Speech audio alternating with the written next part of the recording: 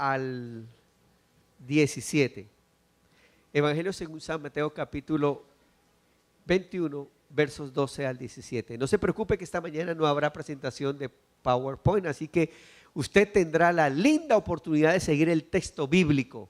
Raye el texto, subráyelo, porque vamos a mencionar algunas palabras claves que el Señor nos enseña en esta mañana. Evangelio según San Mateo capítulo 21, versos 12 al 17. Dice así la palabra del Señor.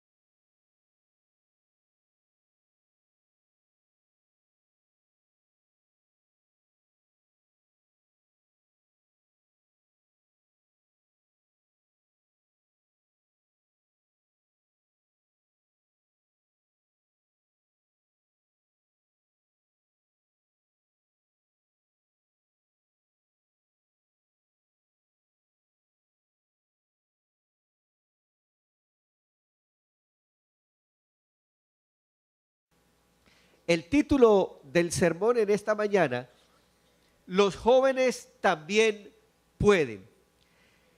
La temática general del año es la iglesia, una comunidad de esperanza. Y particularmente durante este mes de junio estuvimos hablando hace 15 días a la mujer, a las madres. Hace 8 días estuvimos hablando a los padres, de padres y hombres que interceden por sus hijos. Hoy de manera particular quiero hablar a los jovencitos y quiero hablar a los jóvenes. Y quiero hablar cómo los jóvenes son bien importantes en medio de la comunidad de fe. El propósito entonces es mostrar que la juventud, y cuando me refiero a la juventud me refiero a los niños, a los adolescentes y a los jóvenes, son profundamente necesarios y poderosos en medio de la comunidad de fe. El pasaje que nos ocupa en esta mañana puede tener muchas y diversas interpretaciones. Es más, es posible que usted haya escuchado más de un sermón en relación a este pasaje, pero me llama poderosamente la atención que al leer el pasaje, algo que produjo una reacción poderosa, una reacción de malestar para unos, pero una reacción de confesión poderosa, fue que los jóvenes, en medio de una realidad que se estaba viviendo en un momento particular, los jóvenes se atrevieron a levantar la voz y decir: Señor, tú eres el Señor, Señor, te necesitamos. Fueron los jóvenes los que en medio de la comunidad en aquel momento se atrevieron a levantar la voz. La vida de la iglesia está, y la esperanza de la iglesia, hablando en términos de pueblo, en términos de realidad humana, muchas de las esperanzas de la iglesia están fundamentadas en los niños y en los jóvenes.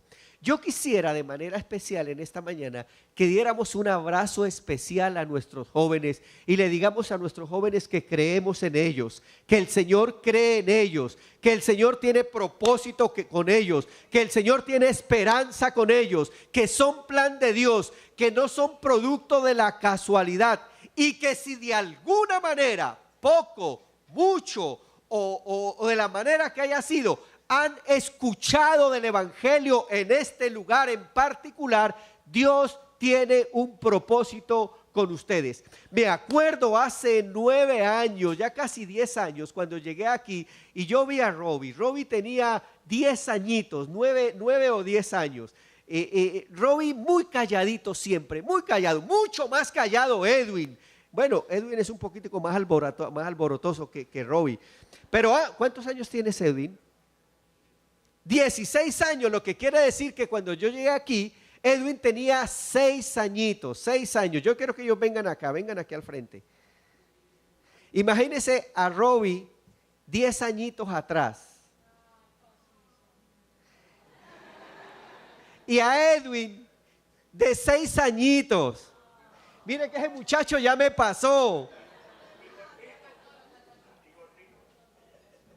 Y era más gordito, ¿verdad?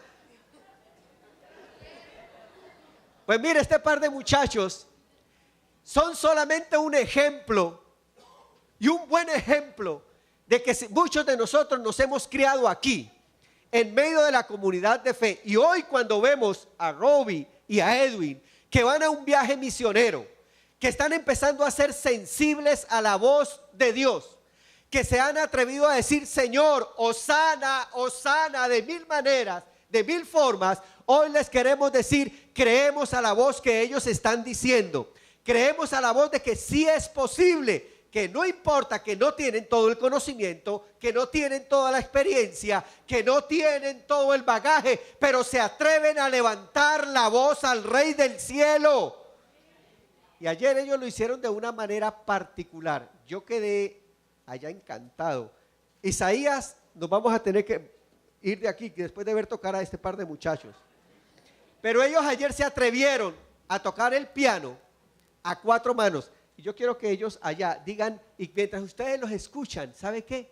Usted diga: gloria a Dios, gloria a Dios, gloria a Dios. Y alabe y glorifique el nombre del Señor. Queremos ver desde la ciudad de Rochester a 2 hermosos jóvenes con el piano a 4 manos.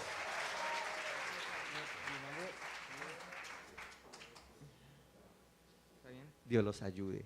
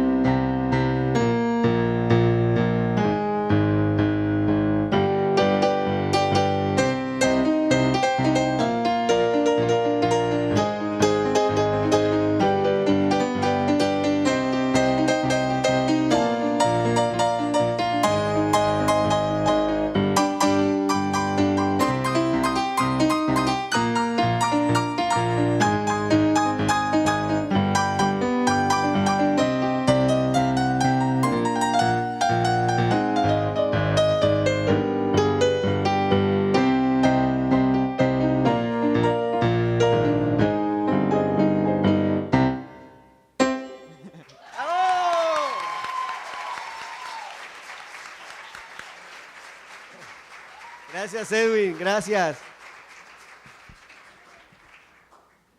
Si Edwin y Robbie hubiesen tenido la oportunidad de nacer no aquí en Rochester, sino hace más o menos 2000 años atrás en la ciudad de Jerusalén, si ellos hubiesen nacido en la ciudad de Jerusalén, es posible que nunca en ese templo les hubiesen dado la oportunidad de tocar.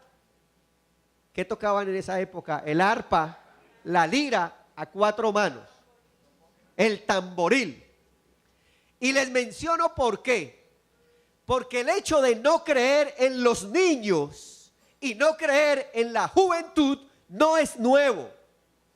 Es algo que de alguna u otra manera en el ámbito religioso está ahí. El pasaje que nos ocupa en esta mañana muestra esa realidad. Y para mí es poderoso saber que la juventud y los niños son poderosos en medio de la comunidad de fe. Este evento que nos muestra el pasaje es un evento de mucha acción. Lo registran los evangelios. Lo registra tanto Mateo como Marcos en el capítulo 11 y Lucas en el capítulo 19. El lugar, y preste atención a esto, el lugar donde se da este evento es un lugar particular, Jerusalén.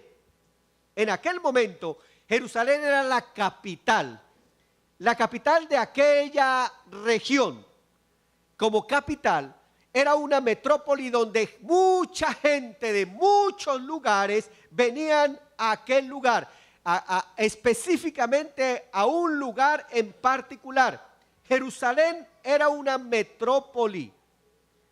Es interesante que en esa gran ciudad de aquel entonces, unos días atrás, antes de este evento que se narra en el templo, sucede otro evento particular. Días atrás había habido, sí, lo dije bien, ¿verdad? Había habido un tremendo reburú en la ciudad. La ciudad se había alborotado. Muchos días atrás habían escuchado que un profeta caminaba por los pueblos sanando a los ciegos, dando vista a los ciegos, sanando a los enfermos. Pero ese día, de manera particular, la ciudad se alborotó. Se alborotó porque muchos de ellos pensaron que aquel que entraba por aquella ciudad era el que los iba a libertar del yugo romano. Si usted lee el evento anterior, encontrará la gloriosa entrada triunfal de Jesús a esa poderosa ciudad de Jerusalén.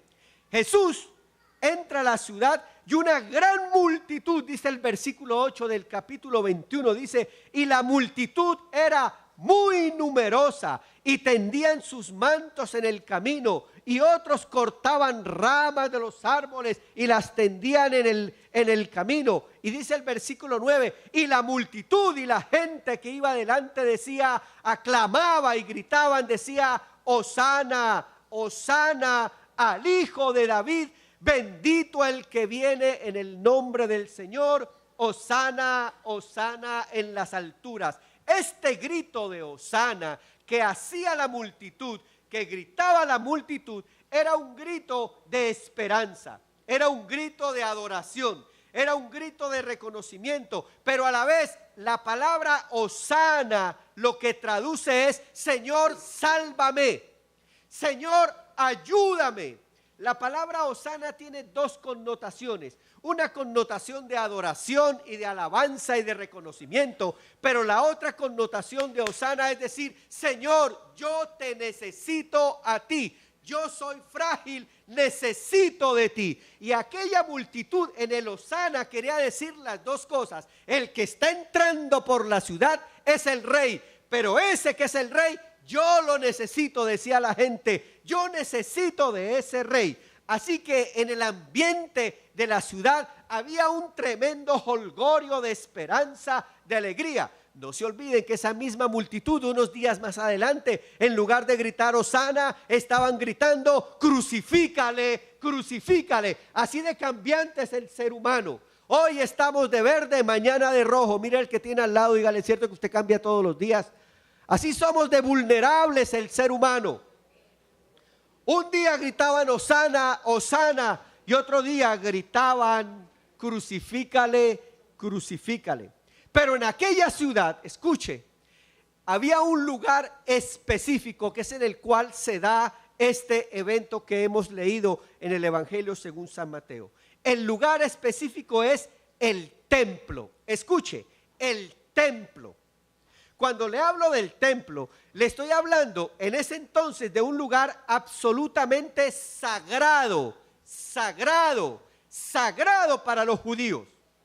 Por ser sagrado, era un lugar exclusivo.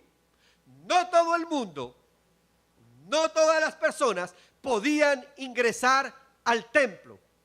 Al tratarse de un lugar sagrado para los judíos y ser un lugar exclusivo, entonces también se convertía en un lugar excluyente.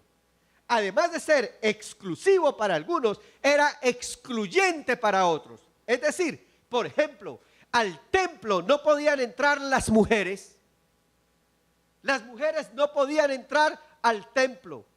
Los niños solamente en ocasiones particulares acompañadas de sus padres en el momento de ser presentados, pero los niños no tenían libertad de poder entrar al templo a orar y adorar a Dios. Los enfermos, ninguna persona que estuviera enferma, ni los cojos, ni los ciegos, ni los leprosos, ninguna persona con ninguna señal de debilidad, es decir, escuche, en el templo, en el lugar sagrado, ni las mujeres, ni los niños, ni los enfermos, ni ninguno con señal de debilidad, como los jovencitos que no saben para dónde ir y que no sabían qué hacer. Los jóvenes no eran del todo aceptados en el templo.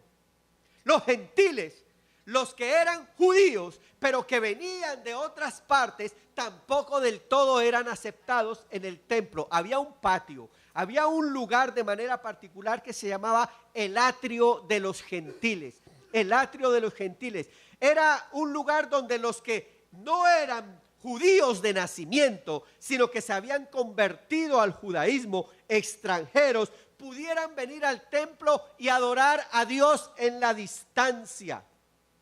El templo era un lugar particular donde los niños, los jóvenes, las mujeres y nadie quien tuviera una señal de debilidad podría entrar con libertad para adorar a Dios. Bien, el versículo 12 dice que un día Jesús entró en el templo de Dios. El templo de Dios era el lugar y el único lugar donde se concebía la presencia de Dios. No había otro lugar, ni en la ciudad, ni en ninguna otra región donde se concibiera que la presencia de Dios estuviera tan presente como en el templo. Era el único lugar de adoración. Era el único lugar, si era el único lugar de adoración, era el único lugar donde se podía establecer comunión y contacto con Dios. Era el único lugar garantizado. Si era ese el lugar, entonces era el único lugar donde se podría encontrar redención. Es decir, adoración, comunión y redención. El único lugar donde se podía encontrar era en el templo. Ahora, ¿qué quiere decir eso? Que si el templo era exclusivo para algunos y excluyente para otros, y el templo era el único lugar donde se podía adorar, establecer comunión y encontrar redención, quiere decir que los que estaban afuera, los excluyentes, muy poca posibilidad tendrían de adorar, de establecer comunión, pero mucho menos no tendrían la oportunidad de encontrar redención. Remotamente tendrían la oportunidad de encontrar redención. En esa realidad, el Señor entra al templo de Dios y se da cuenta que lo que había sido concebido para establecer relación con Dios se había convertido en una cueva de ladrones. ¿Qué pasaba? Como venían gente de diferentes lugares con la esperanza de poder rendir adoración o de poder establecer comunión o de poder encontrar redención, y venían de diferentes lugares en el atrio, en el patio del templo, se pusieron unas mesas donde se cambiaba el dinero de los extranjeros por el dinero de los judíos ahí en el templo. ¿Por qué necesitaban cambiar el dinero? Escuchen, necesitaban cambiar el dinero porque los que vendían los sacrificios, los animales para los sacrificios, solamente recibían dinero de los judíos. Así que habían los dos escenarios: los cambistas que se aprovechaban, escuche, y cobraban un valor mucho más alto por el cambio, pero además de los cambistas que eran usureros, ladrones, aprovechados de la necesidad emocional, espiritual y excluyente, se aprovechaban y negociaban la fe, bregaban y negociaban con la fe de los necesitados. De igual manera, los que vendían los animales para los sacrificios, vendían los animales a un costo mucho más elevado, queriendo sacar provecho para sí mismo. Por esa razón, algo que fue concebido para establecer comunión y relación con el Señor se indignó cuando este lugar, dice el templo de Dios, que es un lugar donde se supone todo el mundo tenga acceso, todo el mundo tenga la oportunidad, incluyendo a los niños, a los jóvenes, a los cojos, a los ciegos y a los necesitados, a los débiles, se había convertido en una cueva de ladrones, de usureros.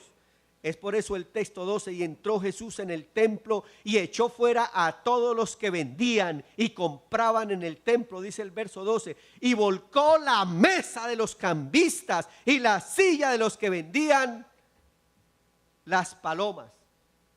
Claro que sí, porque se había perdido el enfoque de lo que realmente era el templo de Dios. Frente a esa realidad, recuerden que días atrás se había dado el evento de la entrada triunfal. Es que el Señor no se olvida quién es. Y entonces Él no solamente entra a la ciudad, sino va al templo. Y el versículo 13 muestra de manera clara que dice: esta es mi casa. Escuche, subraye esa frase en el texto: esta es mi casa. La base bíblica de la palabra donde escrito está en Isaías capítulo 56 verso 7. Cuando el Señor está diciendo, cuando Jesús dijo: esta es mi casa, lo que Él está diciendo es: si este es el templo de Dios y esta es mi casa, yo soy, dígalo, yo soy. Si este es el templo de Dios y esta es mi casa, yo soy ¿quién? Yo soy el dueño de la casa. Quien está hablando, escuchen, jóvenes, porque a ustedes los han hecho a un lado. Puede ser que lo hayan hecho a un lado alguien, o la familia, o los amigos, o en el bullying que se practica ahora, escuche. Pero hay alguien que le habla, mucho más poderoso que cualquier otra voz, y le está diciendo: yo soy Dios, y esta es mi casa. El que está hablando es Dios mismo. En Isaías capítulo 57, capítulo 56, verso 7, Dios hizo pacto con Israel y hablando del templo dijo: yo estaré con ustedes en ese templo y estableceré pacto. Cuando el Señor entra al templo dice: ustedes han distorsionado el sentido de la adoración. Ustedes han desviado el propósito para el cual fue construida esta casa. Los holocaustos, los sacrificios, los ritos, todo lo han tergiversado, y lo que es más, han sacado a las mujeres, han sacado a los enfermos, han sacado a los jóvenes. Son unos excluyentes. Su religión, por buena que parezca, es una religión falsa. Me llama mucho la atención que aquel señor se para y dice: esta es mi casa. Y cuando él dice: esta es mi casa, yo quiero que usted mire la reacción que hay en el versículo 14, porque es que a esa casa el que se para es el dueño de la casa. Y mire lo que pasó cuando el dueño de la casa habló. Dice el versículo 14, dice: entonces vinieron en el templo, ¿quiénes? Léalo, yo le dije que le siguiera el texto, por favor, siga el texto. ¿Quiénes? ¿Quiénes están ahora en el templo? ¿Quiénes están en el templo? Dígalo duro, ¿quiénes? Los ciegos y los cojos ahora están ¿en dónde? ¿Por qué? ¿Quién los dejó entrar? ¿Quién los dejó entrar? El dueño de la casa. Jóvenes, a ustedes los dejó entrar aquí el dueño de la casa. ¿Cuánto le damos gloria a Dios? El dueño de la casa los dejó entrar. Yo creo que yo tracé una línea Yo tracé una línea en el texto de la siguiente manera y una lo de la siguiente manera. Y vinieron a él en el templo ciegos, cojos y los sanó. Y trace una línea hacia donde diga, y a los muchachos. Estaban en el templo los ciegos, los cojos, pero también estaban ¿quiénes? De los ciegos y de los cojos no se podía esperar nada. Aquellos que no eran merecedores de estar ahí, aquellos que eran los excluidos, aquellos que eran los marginados, aquellos que aunque eran los marginados y los excluidos, eran los más necesitados. Escuche esto, eran los marginados, eran los excluidos, pero eran los más necesitados. Eran los que no sabían porque posiblemente no habían podido recibir toda la instrucción para estar en el templo. Eran de los que no se podía esperar nada. Estaban los ciegos, los cojos y los muchachos. Y déjeme decirle, muchachos, en esta mañana, puede ser que tú te hayas sentido excluido, marginado, pero en esta mañana el dueño de la casa te dice, tú perteneces aquí. Tú eres de los más necesitados. Puede ser que no sepas todo, pero déjame decirte, qué bueno que estás aquí en esta mañana. ¿Cuántos damos gloria a Dios por nuestros jóvenes? Qué bueno que están aquí. Puede ser que muchos no esperemos nada o muy poco de estos muchachos, pero déjeme decirle, yo creo en estos jóvenes, yo creo en estos muchachos. Algún día creyeron en Isaías, algún día creyeron en Rosita, algún día creyeron en Margarita, algún día creyeron en Mateo. No crean que Mateo todo el tiempo era así de líder, no, algún día creyeron en él, algún día alguien creyó en mí siendo un muchachito alborotoso en la iglesia. Algún día alguien creyó y hoy alabamos y glorificamos el nombre del Señor. Le decimos a Robbie, le decimos a Edwin, creemos en ustedes. Le decimos a Carlos, le decimos a Vanessa, a Lady, creemos en ustedes. Le decimos a Yenés, a Yesenia, a Alicia, a Brian, a toda esta cantidad de muchachos, creemos en ustedes en el nombre del Señor. Ahora déjenme decirles, los muchachos en este momento no esperaron a que los escribas les dieran permiso para entrar, porque el que había hablado era el dueño de la casa. Escuche, los muchachos se metieron y se metieron como eran, como son. Escuchen, no dejen de ser como son, pero ¿sabe qué? Vayan con la visión que fueron estos muchachos. Escuche esto, no dejen de ser como son, pero vayan con la visión que fueron estos muchachos. Dice que entonces, pero los principales sacerdotes, verso 15, y los escribas, viendo las maravillas que hacía, que sanó a los cojos, que sanó a los ciegos, pero algo más, que los muchachos aclamando en el templo diciendo, Hosana, Hosana, hijo de David. Mira, muchacho, puede ser que tú no lo tengas todo, que no lo sepas todo, que no hayas caminado todo lo que algunos otros hemos caminado, pero ¿sabe qué? Tú puedes honrar el nombre del Señor diciendo, Señor, yo te necesito, tal como soy yo te necesito. Vamos a creer en ustedes, pero ustedes necesitan dar el paso de decir, Hosana, Hosana, Hosana, Señor, yo te necesito. Y cuando usted, joven, dice, Señor, yo te necesito, déjame decirte, joven, que Dios escucha tu clamor. Dios escucha tu oración. Dios escucha tu clamor si tu clamor es del corazón. Y tú le dices, Señor, yo te reconozco. Yo sé que tú eres mi Dios. No he hecho lo mejor, no sé lo mejor, no tengo toda la experiencia, pero yo me abandono en ti, Señor. Y cuando yo le digo al Señor, me abandono en ti, el Señor te honra. ¿Cuánto le damos gloria a Dios? Me gusta que los cojos y los ciegos fueron sanos y los muchachos fueron reconocidos. El texto bíblico dice que los cojos y los ciegos fueron sanos en el verso 14, pero en el verso 15, ¿sabe qué? La gente y los escribas los escucharon, que ellos decían, Señor, te necesitamos. reconocemos que tú eres el Señor. Y los escribas mismos le dijeron a Jesús: tú oyes lo que estos muchachos dicen, tú oyes el alboroto que estos muchachos hacen. Qué bueno que nosotros podamos decir: oigan el júbilo de los muchachos en la iglesia, oigan los jóvenes cómo oran al Señor, oigan los jóvenes cómo claman al Señor y buscan la palabra del Señor, que aunque tengan 1000 circunstancias, que aunque los hayan querido hacer afuera, ellos se meten y siguen alabando y glorificando el nombre del Señor.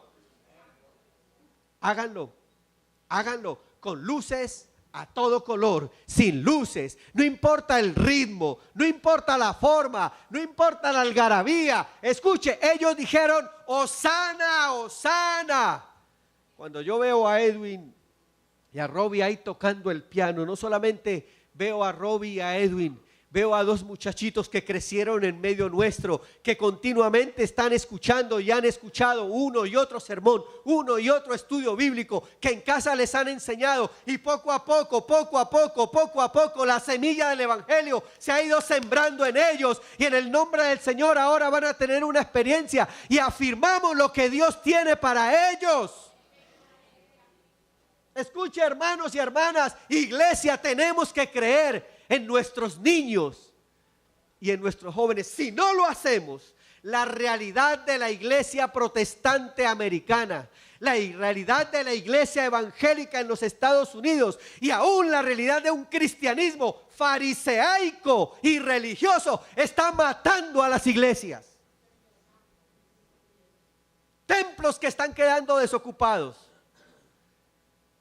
templos que se están vendiendo porque ya la gente no asiste, y no asiste porque hace falta el carisma, y hace falta el gozo, y hace falta la algarabía de los niños que cantan de manera inocente al Señor, y de la fuerza de los jóvenes que queremos escuchar: Señor, te necesitamos, Señor, te necesitamos, Señor, te necesitamos.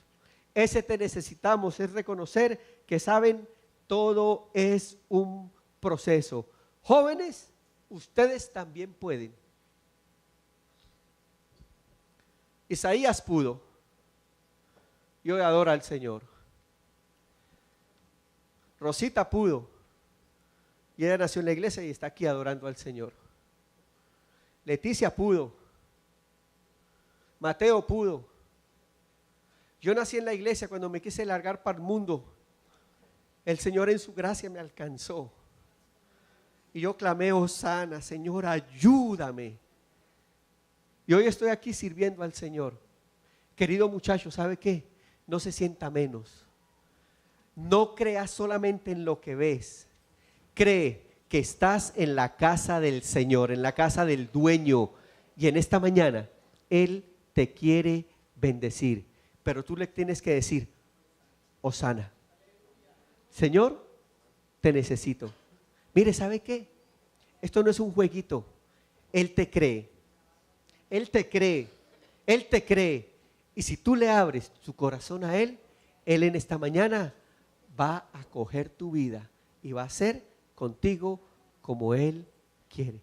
Yo quisiera que todos los jóvenes vinieran por un momentito aquí al frente. Todos los jóvenes. Vengan todos los jóvenes.